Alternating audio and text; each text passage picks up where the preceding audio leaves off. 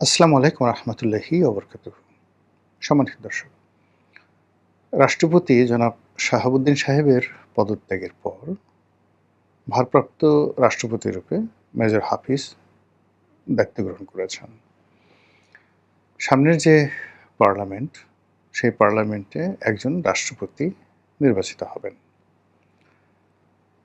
প্রায় সবাই বিভিন্ন অ্যাঙ্গেল থেকে নানা রকম কথাবার্তা বলছেন।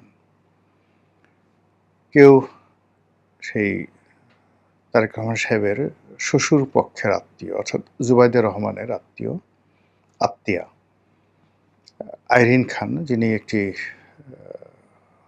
বিশ্ববিখ্যাত মানবাধিকার সংগঠনের প্রধানরূপে দীর্ঘদিন দায়িত্ব পালন করেছেন, অ্যামনেস্টি ইন্টারন্যাশনালের প্রধানরূপে। তো তাকে ভারপ্রাপ্ত রাষ্ট্রপতির পরিবর্তে নির্বাচিত রাষ্ট্রপতি রূপে আগামীতে দেখা যাবে, এরকম কথা বিএনপি সংশ্লিষ্ট লোকজন বলার চেষ্টা করছেন। এমনিতে এবছর যেটা হলো যে বিএনপি রাজনীতিতে বগুড়া এবং সিলেট খুবই গুরুত্বপূর্ণ। বেগম জিয়া যখন রাজনীতি করতেন তখন বগুড়া এবং ফেনী এবং একই সঙ্গে দিনাজপুর, এই তিনটি জেলার গুরুত্ব ছিল। দিনাজপুর বেগম জিয়ার বাবার বাড়ি বা মায়ের বাড়ি, নানা বাড়ি সম্ভবত।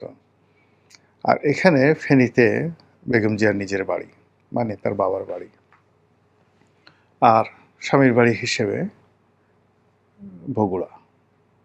এই তিনটি জেলার খুবই গুরুত্ব ছিল। এখন সেই গুরুত্বটা চলে এসছে বগুড়া এবং একই সঙ্গে সিলেট, যেখানে জুবাইদা রহমানের বাড়ি। তো সেদিক থেকে জুবাইদা রহমানের যত আত্মীয় স্বজন রয়েছেন তারা উদ্বেলিত। সিলেটের মানুষ জনাব তারেক রহমান সাহেবকে দুলাভাই বলে, এবং তারা আশাই করতে পারে সিলেটের থেকে, বিশেষ করে জুবাইদা রহমানের আত্মীয় স্বজনের মধ্য থেকে একজন প্রেসিডেন্ট হবেন। আমার বক্তব্য হলো যে তাই যদি হয় তাহলে কেন জুবাইদা রহমান নন?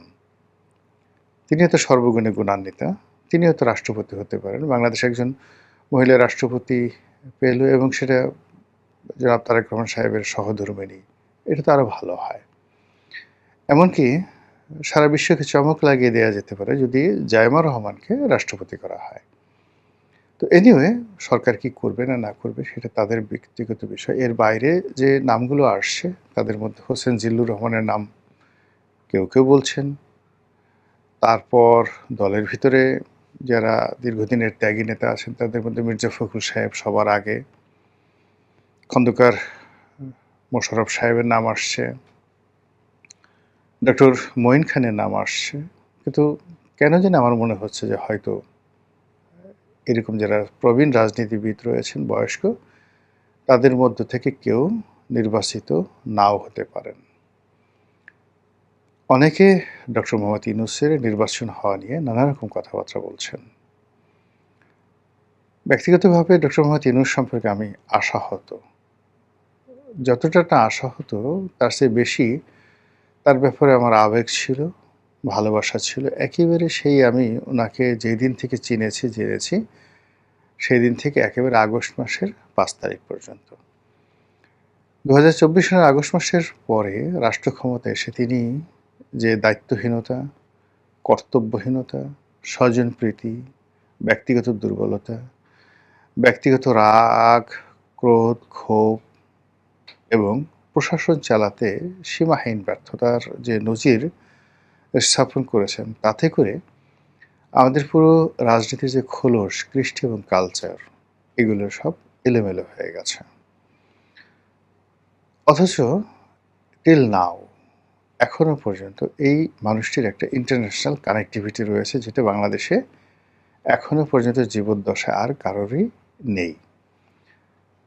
তার একটা আমেরিকান কানেক্টিভিটি রয়েছে, ইউরোপিয়ান কানেক্টিভিটি রয়েছে, সারা দুনিয়াতে তার একটা কানেক্টিভিটি রয়েছে। কিন্তু সমস্যাটা হলো যে আপনি এই মানুষটিকে আপনি যদি অ্যাডমিনিস্ট্রেটিভ চিফ হিসেবে দেন তাহলে তিনি পারবেন না, অর্থাৎ প্রধানমন্ত্রীর মতো এক্সিকিউটিভ পদ পারবেন না। কিন্তু তাকে একটি অলংকারিক পদ হিসেবে যদি রাষ্ট্রপতি বানানো হয় তাহলে তার এই ব্র্যান্ডিংটা ব্যবহার করা যেতে পারে। এখন সেটা সরকার করবে কি করবে না, এটা তাদের ব্যাপার। কিন্তু সরকার কিন্তু ক্ষমতায় আসার আগে তারা বলেছিল, একাধিকবার তারা বলেছিল যে তারা সক্রিয়ভাবে বিবেচনা করবে ডক্টর মোহাম্মদ ইউনূসকে রাষ্ট্রপতি পদে নিয়োগ দিয়ে তার যে ব্র্যান্ডিং ইমেজ রয়েছে সেই ইমেজটিকে তারা ব্যবহার করবেন।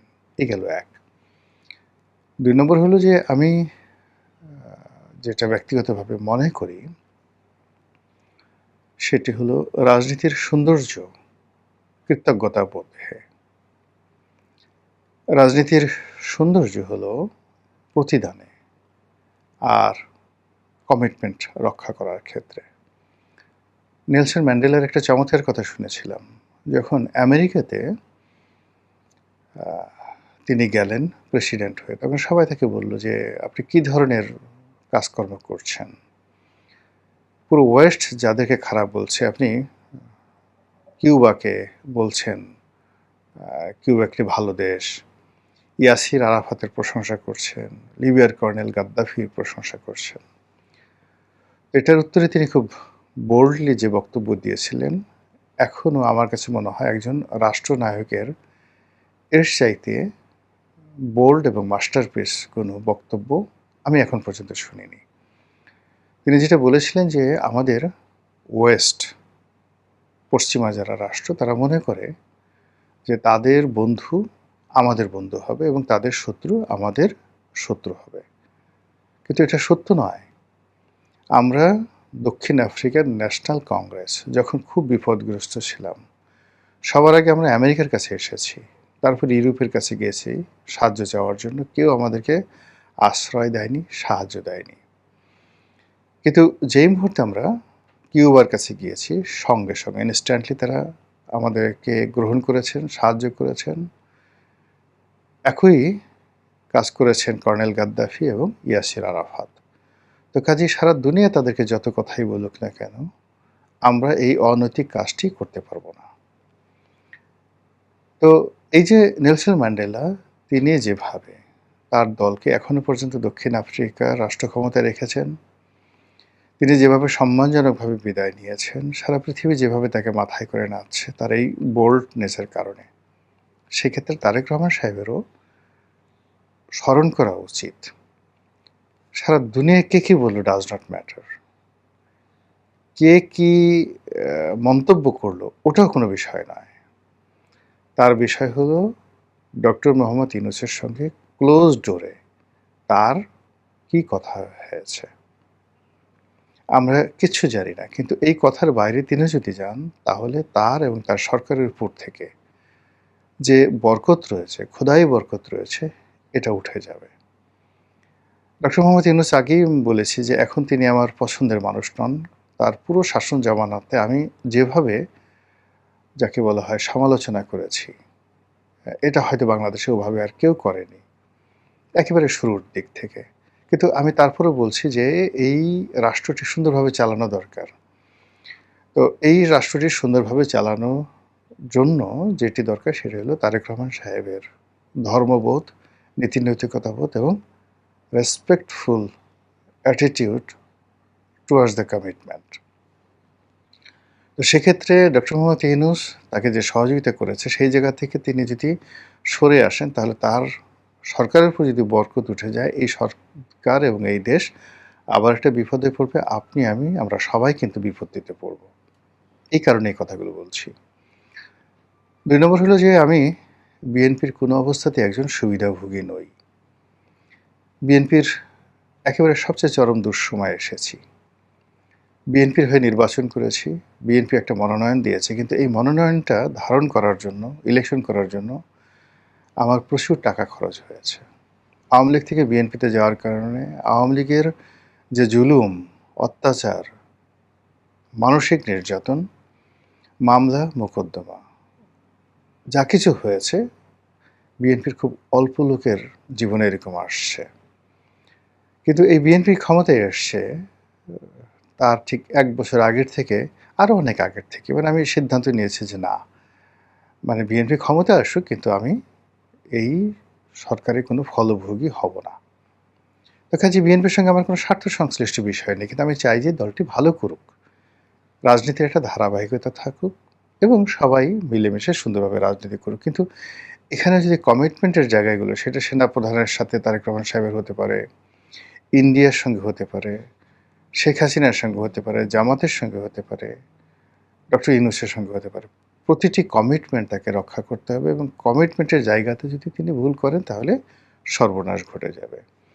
তো সেই দিক থেকে বিভিন্ন সময়টিতে ডক্টর মোহাম্মদ ইউনূসের সঙ্গে বিএনপির জনাব তারেক রহমান সাহেবের ব্যক্তিগতভাবে কী কথা হয়েছে আমরা জানি না। কিন্তু আমার ব্যক্তিগতভাবে অনুরোধ, তার সঙ্গে যদি কোনো কথা হয়ে থাকে এই কথা রাষ্ট্রনায়ক রূপে পরিবর্তন করা তার জন্য শোভনীয় নয়। এর বাইরে যেটি হয়েছে সেটি হলো, যদি ডক্টর মোহাম্মদ ইউনূসের রাষ্ট্রপতি হওয়ার ব্যাপারে কোনো সমস্যা থাকে, এর কারণ হলো মানে তার ক্ষমতা নেই, তার অনেক শত্রু তৈরি হয়েছে, এটা যেমন সত্য, আবার তার অনেক ভক্ত আছে বাংলাদেশে টিল নাও।